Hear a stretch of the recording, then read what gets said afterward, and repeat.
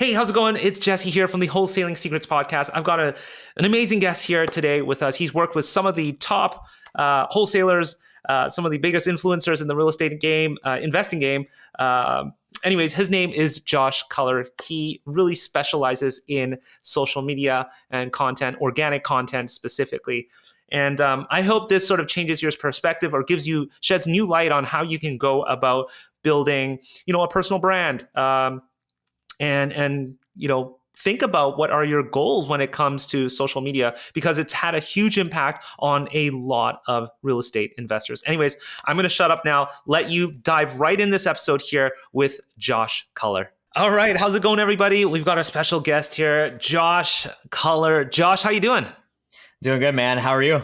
Good. Before the show, we were nerding out on all the Star Wars and all the oldie but goodie times that we used to watch and all that kind of stuff. So it was great to meet somebody else who's got toys in the background like me. Yeah, it doesn't happen often. No, I feel you. It doesn't happen often. Yeah. Cool. Tell us a little bit about yourself. We're going to come on and talk about everything from social media to marketing and all of that stuff, but in the realm of real estate investing. But before we get into that, help us understand a little bit about yourself. How did you get into real estate investing? How did you get into doing what you do now? And explain a little bit of what you do now. So yeah, I've been personally been in the real estate investing space since 2012, 13-ish. And man, that was like right out of high school. I'm not going to go super deep into my story because there's 13 plus years in involvement in that. And I just tell people, Jesse, like, if you want to go learn more about me, just connect with me on social media and my podcast and all that, which, I'm sure we'll talk about at some point. But yeah, so I focus specifically in the real estate investing space with what I do, which is primarily centered around organic content creation. So that's like video content, social media management, podcasting, YouTube management, and then I do like video content, on-site video content with real estate investors, but work with a lot of your favorite real estate influencers that are out there. Good friends with most of them, and then also active investors. So whether you're coaching or not, you still need to leverage the organic content side of marketing. And I'm sure that's what we're going to talk about a lot today, but that's primarily what I focus in on. So I've worked with close to 400 real estate investors over the years, and that's why I've decided to niche down in this market. So that's awesome. Help us understand, what do you mean by organic content? What does that actually mean? Why are you working with these investors on organic content as well? It's a good question. You're actually surprisingly the first person on a podcast that's ever asked me that. And I've been on a lot of podcasts, man. So I've talked about it myself on like my content, but it is actually a very, very good topic for people to understand, because when we look at the side of, let's just take like a social media post. If I just record a video and then post it just like that, like literally record, post, and that's it, that would be considered organic. And organic is typically the way I actually really like to explain this, Jesse, is in marketing, there's two ways that you can create marketing and put marketing out there. It's either you're spending your time or you're spending your money. You can do a little bit of both on some fronts, on some particular methods of marketing, but for the most part, organic is on the spending time. You're spending the time to actually record the video. You're spending the time to actually put the piece of content out there and that sort of thing, and that's organic. Paid is where you're spending money to market, and that goes a lot more into like the paid traffic area where you're talking about like ads and stuff like that. So the difference in posting a video on Facebook where I just shoot the video, publish it, and then that's organic, versus I create an ad or even take that organic content and then pay to boost the traffic behind it. That now becomes paid media and paid marketing. So that's really where it's different. So you're spending your time on the marketing side of it as opposed to the spending money on side. And I'd say this too, like in the world of real estate, to make it very relevant to people, if you're cold calling, that generally would be categorized as organic because you're spending time to actually go connect with somebody, cold calling them. But if you're running paid, if you're running a direct mail campaign, then that's paid traffic, right? Because you paid for the postcards to land in the mailbox, and there you go. So that's kind of the split there. Got it. So it's more or less about how things are delivered out there, paid versus organic. Okay, got that. Now, Yeah, yeah. uh, what about the content itself? Is it what kind of content? What kind of content do you need to actually do out there? And what are you working on with these real estate investors that they're spending time with you and spending effort to generate organic uh, content? So I love to work in simplicity. So like I'm a very like simple person. I had Chipotle today for lunch and my order is white rice with double chicken, cheese and a bag of chips and that's it. There's nothing else that comes on my food. So I love simplicity. My wife is 100% Mexican and she makes fun of me for this all the time. But that being said, it translates really well over into the marketing world or in business in general. So like on the side of marketing when you really boil it down with content as a whole, my definition of content marketing is literally just answering questions that your target demographic has about who you are, what you do in your industry or your space, however you want to kind of phrase that. But that's literally all it is. So like, for example, if as a real estate investor, let's say, for example, you're wholesaling, some of the best video content you could put out is literally taking topics like what questions your sellers are asking, maybe when you're on the phone with them, or you did cold call them, or maybe they called you back and they said, hey, I want to get more info, but these are the questions I have. And you're writing those questions down, shoot videos answering those questions. That's content. So obviously with the help, prior to like a year ago, we had to kind of generate like content ideas that way. It's like, what are people actually searching for in these search algorithms and that sort of thing? So you'd use like Google Keyword Planner or Answer the Public and all these other platforms to try to figure out like topics. And now, like, I'll give you a hot tip here, Jesse. You'll love this. So a hot tip that I tell people now when it comes to just figuring out what type of content to create is going to your favorite AI platform. I love ChatGPT. So let's say, for example, I wanted to create some video content topics for Jesse. I would just go to his website, copy his URL, paste it into ChatGPT and say, I need 50, 100, 200, 1,000 topics for video content based around what I'm an expert in, and then hit the deep research button, because then it'll go deeper into your website and analyze every single page that you have out there, and then even plug in some other resources. So maybe if you have a YouTube channel too, or your podcast, like link that as well for it to truly discover what you are an expert in. And then it'll rattle off the topics. You can pick and choose what you want. You can have it create outlines for you, scripts, whatever you want. But really in a simplicity state, content, like bringing this full circle now, is literally just answering questions. And we can get into this, but that's why AI is so powerful, is because AI literally just answers questions. That's all it's built and meant to do. When we talk about like ChatGPT or Gemini and stuff like that. So, thanks for answering that. What's the goal? What's the end goal here? You're creating content. You're generating. Let's just say you're generating content. What is the end goal here? What are we trying to do? And is this even measurable? Yeah, another great question. In regards to you specifically used the word measurable. People like in the real estate investing space, I've been in this space for a very long time. So I've seen like every type of business owner that you could think of, from like the maverick to the slow learner to the person who wants everything perfect to the person who takes forever to do anything. Why? I can relate to you very well. Exactly. Yeah. So you know what I'm talking about. There's like a whole slew of people, but the most common thing that people always look for is, how do I measure if it's actually working or not? And so I'll explain this, but here's what I always encourage people to do is, if you're personal friends with an influencer or somebody that is a coach that has a lot of content out there and a pretty decent sized following, ask them what their exact number of dollars made from their content was. They will not tell you an answer. And they're, for the most part, going to tell you like, it's not really a measurable thing. And the reality is that like, and we're talking about organic specifically. If we're talking about paid traffic, paid media and that sort of thing, then that's different. That's a whole different ballgame. But if we're talking about putting out organic content specifically, let me round this back to the active real estate investor. Maybe you're not a coach or a mentor and you don't need like daily social media going out. The objective for you is just to leverage your content as, first of all, search. So like you want to make sure that your video titling is perfect and right in alignment with, so like if your sellers are, let's say, for example, you niche into probate. Well, one of your videos might be how to sell your inherited house in Atlanta, Georgia. And then so that's very SEO rich, right? And then your content inside of it. So when you talk, you're using keywords, key phrases, that's paramount because then you get searched, right? You're going to get found. The second part of that is to leverage your content as a resource for your sellers. So that we got to remember when it comes to we love the term motivated sellers.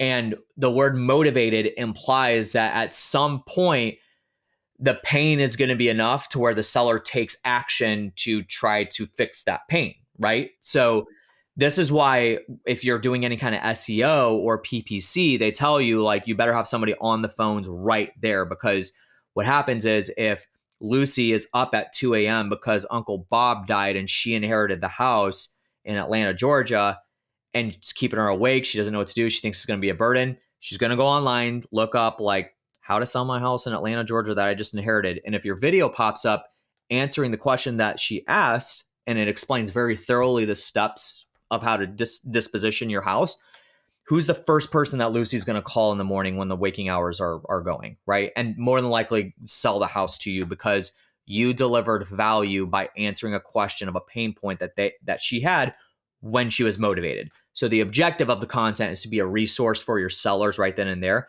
Obviously, if we start talking about, like, for example, you're running a podcast, I run a podcast, that's organic content that we're putting out. This helps build like credibility. This helps build brand. This helps build, at some point it does become a lead generation tool, right? Like I get leads from my podcast, but that takes time. Like on the organic side, that will take time and consistency. So you can't expect to put one podcast episode out and that it's going to get 10,000 downloads the first episode. And then you're going to get all these leads that come in just because you created what you thought was the best podcast, right? So that's kind of the way that we would look at it is, and Jesse too, like the objectives are different for everybody. Some people leverage content. I work with a mastermind, one of the biggest masterminds in real estate, and their objective is just to get applications filled out from leads for the mastermind. That's it. They don't care about anything else.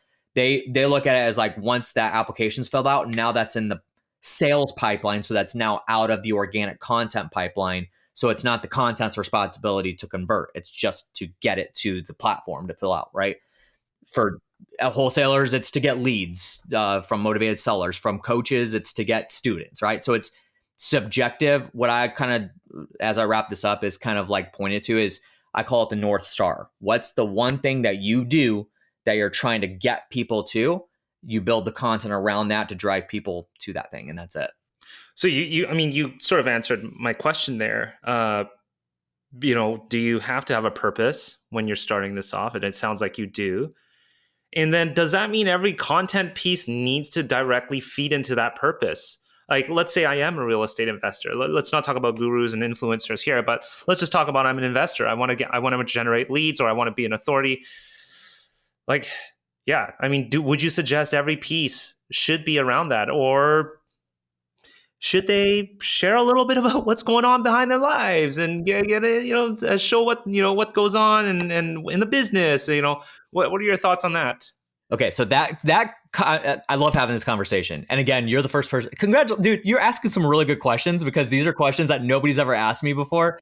And I think that they're like important for people to know. Like I'll get asked that question when I'm working with a client or consulting with somebody, but like on a podcast, it's great because I think people get lost in translation when they think like every single thing that they put on their Facebook page, their YouTube channel, their Instagram, their stories has to be business related.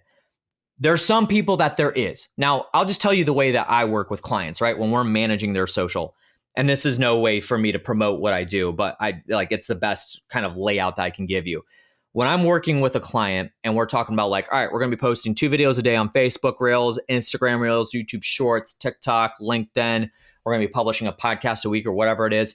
As we're going through these platforms and discovering what to post on what, I highly encourage them to post personal stuff as well because it helps create relevancy. And in the world of marketing, I've actually started talking about this a lot more because I think it needs to be on the radar for everybody. In the world of marketing, the most underutilized word in marketing is relevance. So the way I kind of explain this is if you have 2 islands, you have island A is where I'm at. That's my service. I'm like have a business here that I'm trying to get people to. Island B is where all of my customers are, or my potential leads or whatever. And it's my job to build a bridge to them so that they can walk across a river, and the river being constant noise of other marketing from other services and other things that they can do. Because if they just wade through the river, then they're going to get confused, they're going to get lost, they're going to be like, oh, I don't, how do I ever get to you? That type of thing. Or they may never even hear or see me. So if I build a bridge to them, I do that through my marketing. So every brick, imagine it as like, that's another piece of content that's relevant to what their needs are. That's another podcast episode that's relevant to what they need or what they're looking for, how I can help them. And as soon as you build that bridge to them, it's easier from the walk to you, and now they convert. That's kind of the where the relevance is. And so I look at like, for example, like on my Facebook, if you go on my Facebook, you'll see a lot of personal stuff there too. Like you and I were talking about hobbies. Like I have hobbies. And so what I started doing recently is I go to a card shop. I collect sports cards, and I'll literally just show what I got while I was there. So like if I have like 100 cards or whatever that I picked up at the shop, I'll just go through them and then post them on my Facebook. And I get a decent amount of engagement on that. And that's not like, I don't have a sports card shop myself. So I'm not selling anything on the back end. I'm just creating relevance with people there. Now, you could make the argument, it's like, well, what did that get you? Well, for me, it's like, I just did it out of pure fun. I had no intention of that piece of content, but there's a fine line. I've talked to people before where they're like, I want to start a podcast. I don't have a business around it. I don't really have, any objective for it. And I want to work with you. I automatically say no.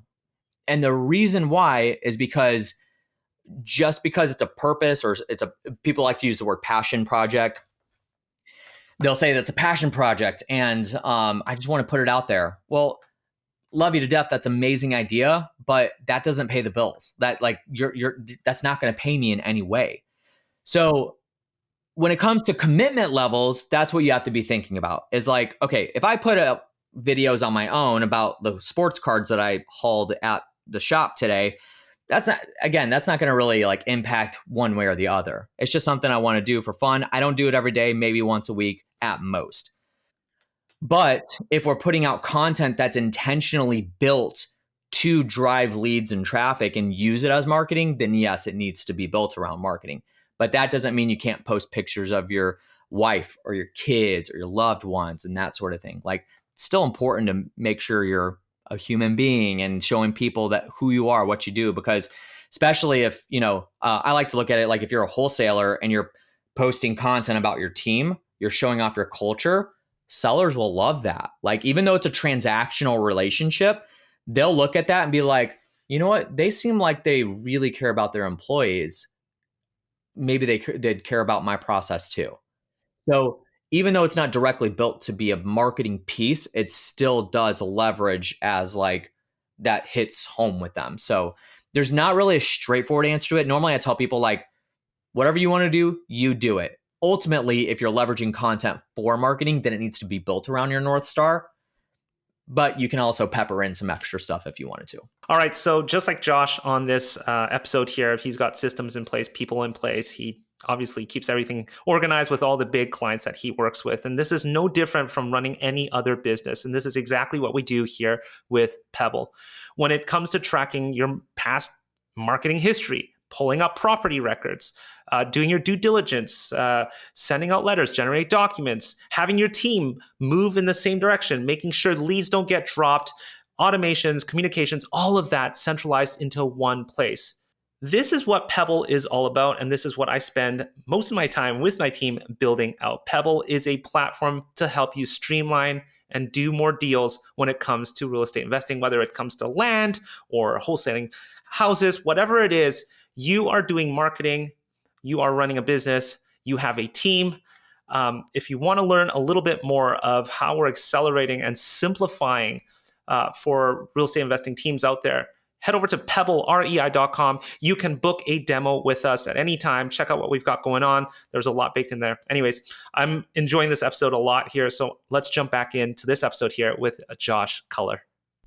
Yeah. Speaking of North Star and knowing your goals here, what are your thoughts about, every post having to have a clear call to action or clear direction of what to do. And what are your thoughts on that? I mean, there seems to be, I've seen stuff around before, and I don't know if there's a, one size fits all type of an answer here, but maybe again, it depends on the business goals. I don't know. What are your thoughts on that? Especially let's say, whether guru or influencer or an investor or a flipper, a wholesaler, whatever, should there always be a CTA, a call to action? Sorry for using an acronym there, but I try to stay away from acronyms. But yeah, what are your thoughts on that? Yeah, another great question. I'll go back to saying if it is built for the intentionality of marketing, I would say yes. And my thing is too, is like, if you're going to invest the time, and we'll stay on the side of like organic content. So let's say you do put a video out about helping Lucy sell her inherited house that, is in Atlanta, Georgia. It would be almost irresponsible for me to put a video out about that and then not giving a path for that seller to get out of that pain point. It's almost my duty to put that piece of content out there, deliver the value, help the person, but then also give them that way out, which then the call to action would be, look, if you're this person and you need help, give us a call. Here's our number below, and we'd love to sit down and have a conversation with you. Now, there's obviously like techniques like, the pushy car salesman techniques, like that stuff doesn't come across as helpful. So therefore, that's where the question comes into play of like, should I always include a call to action? Because I feel like that pushy salesman. The way I look at it is, if you're, I kind of have a rule when I work with my clientele. I tell them 90% of your content should be value. 10% you have now earned the right to give a call to action. So if you're going to focus on delivering value for 90% of the piece of content, 10% of it, sure, give a call to action. Like in my podcast, I have in the middle of it a mid-roll ad that I think is like 13 seconds long. But my podcast is like normally between 15 to 30, 45 minutes sometimes. So I've earned 13 seconds worth to tell you, here's how to work with me. And ultimately, I started that podcast to generate leads, right? I'm delivering value and it generates leads. So in a world of like, and I get that question more than just about any question when it comes to like the actual marketing piece of the content. If for example, if you put out like a 30-second Instagram Reels video, well, theoretically 25-ish seconds of it should be all value-based and helpful and educational, informational, whatever you're doing, entertainment, whatever you're doing. And then maybe 3 to 5 seconds of it's like, if you're this person and you need this, then shoot me a direct message and we'll help you out. Like a lot of it is the delivery too. If you approach it from a standpoint of like, give value first. It's the whole, I used to be a really big Gary Vee fan. I still am, but I don't consume as much from him as I used to. It's the whole jab, jab, jab, right hook mentality, which has proven the test of time over the years. When that book came out, it was before the days of short form media. So like TikTok and Instagram Reels and that sort of thing. And now it's even more prevalent with that. And if you are in business and you're putting content out, you should leverage the call to action, but do it respectfully and do it in good taste, do it in a good form, and just make sure that you're not like utilizing 50% of the content to give call to action at that point, so. Appreciate that. Okay. For a lot of people, if you're looking at the screen right now, I'm going to draw this out on the screen. Social media, for a lot of people getting into it, looks a little something like this when graphed out. Social media! Very well articulated. Perfect. Yeah, nobody listening would understand at all what I just said there. But your voice inflection drew it out for the listeners. So, oh man, so like a lot of people gas out pretty quick. They're excited. Okay, Josh saying this, I should do this. I'm gonna go film myself in the toilet or whatever. Probably not that, but and then you lose momentum pretty quickly. I think help us understand like. What's like the best framework here to approach social media so you don't burn out and like not even do it? because Yeah. it's a question I'm interested in. Yeah, for sure. So let's get you off the roller coaster, right? I love roller coasters, but this isn't one that we want to be on metaphorically, right?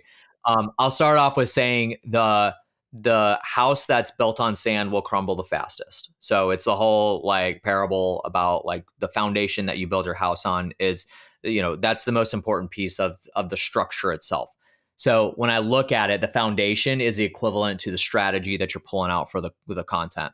The biggest problem I come across with people, honestly, people that I currently work with where we're actively managing their content, whether it's podcast, YouTube, social media, the number one reason is because they started and they failed at it because they either couldn't stay consistent with it, they didn't have the right structure and frameworks in place, strategies, and they didn't have the right personnel in place. So I teach this thing where there's 3 reasons why content marketing fails, or to me, it's any marketing fails, but it's direction, expectations, and personnel.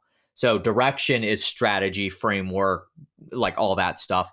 And then direction is basically like, why are we doing this? Who are we doing this for? Our demographic, like, are we going to everybody, or are we just going to one person? That kind of mentality. And then it's also expectations for yourself. So like if you put a podcast out and you're expecting to get 10,000 downloads on the first episode, that was the wrong expectation, right? And sometimes people don't have expectations at all. And a lot of times that could be the problem too. And then third is personnel. And normally that's like, even if you are the only person, like you're bootstrapping it and you're shooting the podcast, you're editing the podcast, you're publishing it, you are the personnel, or you have somebody on your team. Like and all 3 of them do impact each other. Sometimes I find people will hire a videographer thinking that they are also intelligent in marketing, but they were just great at video. So then they shoot a bunch of video, they go all the way up, like, man, video looks great. And then all of a sudden it does this, and you never see them after 30 days of putting out consistent content, but it's because they realized my videographer didn't know a lick about marketing or real estate. And so we had the wrong expectation for that person. We knew they were good at video, but then once we actually started getting into the nitty gritty, we realized like, oh, wow, they actually kind of don't know what they're doing on the flip side of it, which is why we're doing it in the first place. So simplicity says that if you build your foundation correctly, I always start with strategy. And a lot of marketers like to use the word strategy to make themselves sound smart and try to value up what they do. But it's simply put as like, who's our target audience? What do they need? How can we get it to them? Now, what do we put out to bridge that gap, right? It's the whole relevance bridge that I talk about. And like in that, you're choosing the medium, right? So if you are putting a podcast out and you're a wholesaler, and you're trying to put podcast episodes out to motivated seller leads, guys, I hate to break it to you, but motivated seller leads aren't lined up to listen to your weekly podcast. They're just not. That's not the right medium. That's not the right platform to chase after them for. But if you put a video out on YouTube, your website, Google My Business page, your Facebook page, that's where you're going to find them. So a lot of it is intentionality. I will say this is like the arc normally occurs when like the downhill side of it occurs with consistency. So people will get good at it. They'll start. And sometimes too, Jesse, is like that arc sometimes does this and then it plateaus straight across for 6 to 8 months. And then all of a sudden it drops off. And that right there, to me, that's like they were able to stay consistent for a little bit of time. And then they hit the slightest bump. They got sick for a week and couldn't record content. They were at a mastermind for a week and they couldn't record content. And then it falls off. So I missed 1 week. Okay, not that big of a deal. Then that turns into 2 weeks. Then that turns into a month. Then that turns into never. And then what'll happen is it didn't work. I tried it out. I tried the social media thing out. It didn't work. Like, I'm good. So I think it comes back to, I always say, don't bite off more than you can chew, especially the organic side, because you're not just have the intention. You are not going to see immediate results. If you're planning on putting out social media content and you think you're going to make a quick buck, that's not how it works. To ask anybody that has millions of followers, hundreds of thousands of followers, it's just not the way it works. You have to stay consistent with it over time. And obviously you get better, right? And just like anything in life, the more you do it, the more you practice, the better you'll get. So that's the importance of it. And with volume, you'll see people out there, Jesse, that'll put out 3, 4, 5 pieces of content a day. don't like, normally those people either A, are playing at a different set of rules than you are, because, it's, as a real estate investor, like, just because, again, I've been around them enough, and you'll probably be able to relate with this. Like, it's so hilarious when somebody comes to me and says, hey, you see what Brent Daniels is doing, or Pace Morby is doing, or, this Alex Hormozy, this person, that person. I'm like, yeah, well, how can we get there? And I'll be like, well, what are you currently doing? Oh, I haven't even started.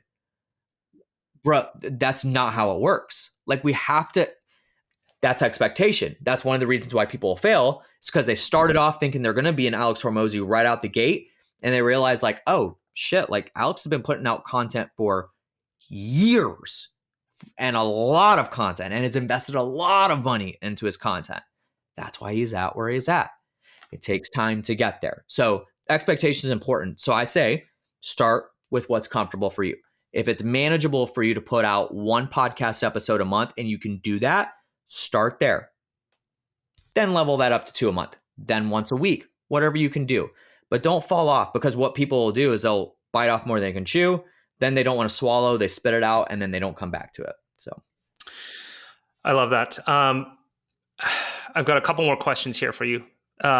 As business owners, how do we balance personal branding related stuff versus company related stuff? And you are the face of the business, but you are a person too. We a lot of us sort of straddle in that area. Maybe solopreneurs, or we got a small team, and so how should they sort of do that? Should they manage their own account and the company's account? Should that be all in one? What are your thoughts on that? Yeah, that's a good question too. I think, like, when I'm divvying up between, because there's quite a few people that we work with, even myself, that we publish stuff on business account, but then we also publish stuff on personal account. And personal account implies personal or personality. So going back to the conversation of, like, me putting out videos about sports cards, well, I'm never going to take that video and post it on my Color Media Facebook page, right? Like, that's not relevant to my demographic there. They don't care about that. That's not the intentionality behind it. And I might also post stuff on my, maybe I get a new lightsaber water bottle, right? And then I post about that on my stories. That's personality too. So that can go on my personal profile. But you're also going to see business related stuff. I get a lot of business from my social medias. So it's important for me to be able to still replenish that content on my personal accounts and leverage my personal brand as a platform, which really that's what it is. And I think people always, like, when I'm working with somebody that's never put out content before, as I always preface it with, like, I don't want you to get scared. And then they look at me all weird, and I'm like, we might have to go with personal brand. And automatically, the reason why I don't want people to get scared is because they think they have to now be an influencer, right?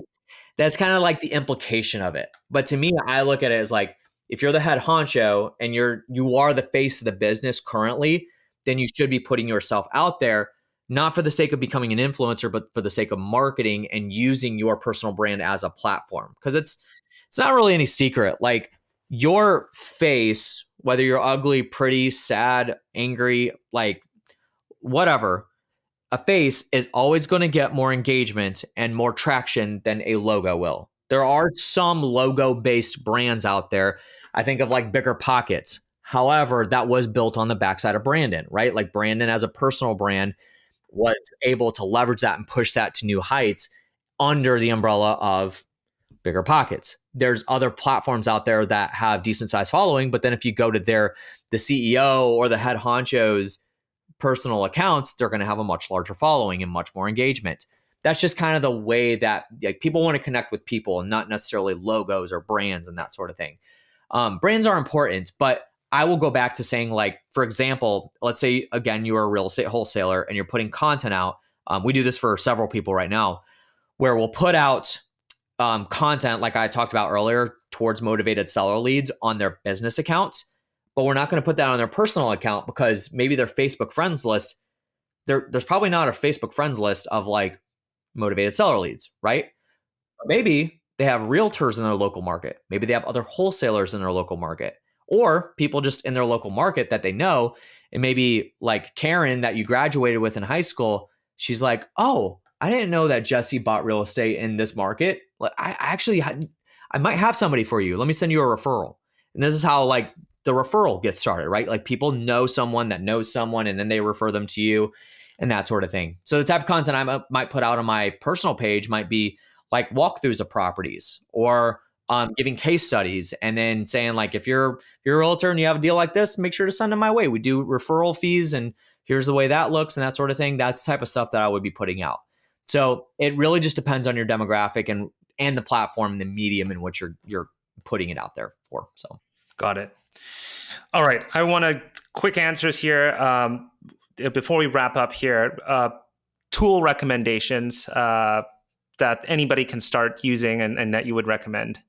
Tools, man. I put out a really good video about this. I'll make it quick. So number one is so if you're going to record video, I highly recommend Riverside. I always push people to Riverside if they're recording like podcasts or virtual content. Even my like if you go to my YouTube channel and you look at all my solo videos, I record those. I have a camera here that's connected to my computer, but I record them in Riverside for capturing the content itself. But in addition to that, don't be afraid to use your phone for recording. Like go on Amazon, find a wireless lapel mic that you can plug in and then talk into, you get good audio and you use your phone to record. That's number one. Number two, and this could change over the course of time, and this would not have been my answer a year ago. Chat GPT, or Grok or Gemini, whatever your favorite AI platform is, leverage that as much as you humanly can. And there's some things that I've taught recently, Jesse, at some masterminds I've been a part of that have blown my mind with the way that AI works and helping your business level up to like, I've even mystery shopped like people's businesses. I did a live demonstration typing in a buddy of mine in the room that I was teaching in. And I said, tell me your website. And then I would go to ChatGPT and say, hey, tell me everything that's wrong with this person's business. And then it like listed stuff but it's helpful for improvement purposes. Use it for scripting, use it for topic creations or, whatever else you need from that sort of thing. So don't be afraid to leverage that. Those are kind of like the two things that I would recommend. I'm trying to rack my brain. I know there's a lot more, but again, I'll go back to like simplicity, like keep things simple. Don't try to like subscribe to Adobe and CapCut and all these other, just keep it simple and that's it. Yeah. Okay, Josh, I could sit here, I feel like, and talk to you even longer. And I know we're out of time here, but I want to understand if people want to follow you, maybe you've got some resources you can share or how people can engage with you. Can you sort of help us understand where we can find you and what can we find? Yeah, absolutely. I appreciate you giving me the opportunity. So best three ways to connect with me is number one is Facebook or Instagram. Just go look up Josh Culler, and I am verified on the platforms, blue check mark. I do pay for it, but that's okay, right? So and honestly too, that's the best way for people to find me. I just say I'm the verified one, so just go find it. Anyway, so connect with me on there. Just say hey, I heard you on Jesse's podcast. Would love to connect. I'll connect with anybody that comes my way. I also do have a YouTube channel where I publish lots of content about content creation and all that. So go check that out. Just look me up, Josh Culler, on YouTube, or I'm sure Jesse will have that in the show notes as well. And then you can find all that content there. And then the third way is if you are an active real estate investor, I have a podcast called the REI Marketing Weekly, where I get real estate investors on that are actively investing. And we only talk about marketing or sales. We talk about nothing else but marketing and sales. So there's no hey, tell me your life story or how'd you get into it? What's your best deal? No. It's only marketing and sales. So go check that out. We talk about it. Probably have Jesse on at some point soon. So we'll work on getting him scheduled for that. But yeah, those are the best three ways. Appreciate it. Josh, thanks so much for coming on the show. You've been just dropping bombs after bombs. And so thank you so much. We'll get in touch with you. We'll make sure we include everything that Josh has mentioned in the show notes. Again, thanks for coming on, Josh. Great show, Jesse. I appreciate it. All right. Cheers.